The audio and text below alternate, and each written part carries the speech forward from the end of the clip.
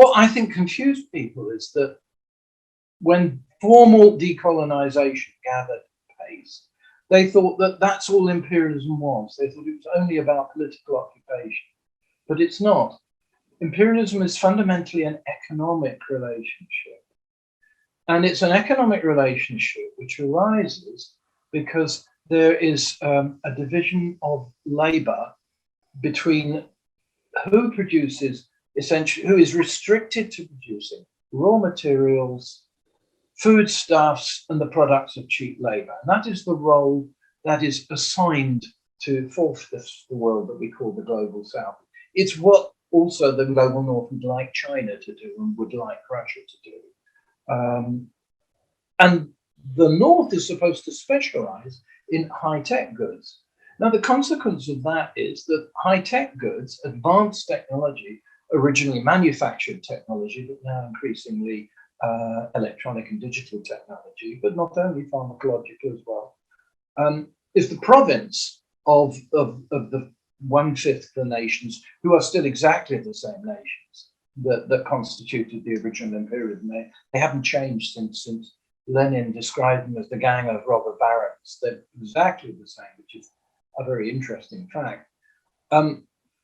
They have the advantage in trade because I produced a chart which shows GDP per capita of the global north compared with that of the global south. And you'll see this is vastly increased with the era of what is called neoliberalism, when the IMF began to impose deregulation, use debt as a weapon to impose on the South, with creation of relations of very favorable to Western capital export and extraction. This period, you'll see it doubled very, very rapidly.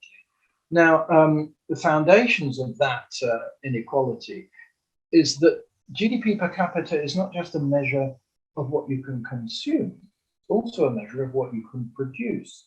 So, for example, India, at the peak of this wave of inequality, let's say around about 1995, its GDP per capita was 1/40th of that of the United States of America.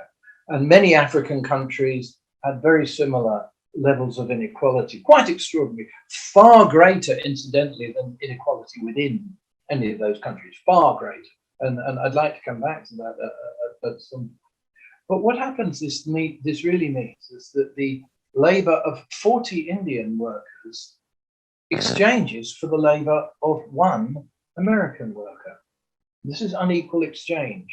It's well documented, and the development economists who are now very discredited and ignored in neoclassical economics, people like Friedrich, Singer, Andre Gunga Frank, and so on, in essence, identified this mechanism, that if one group of countries has a monopoly of high technology and the others are forced to concentrate on raw materials and basics, the result is a steady transfer of value from the main large body of producers to the rich.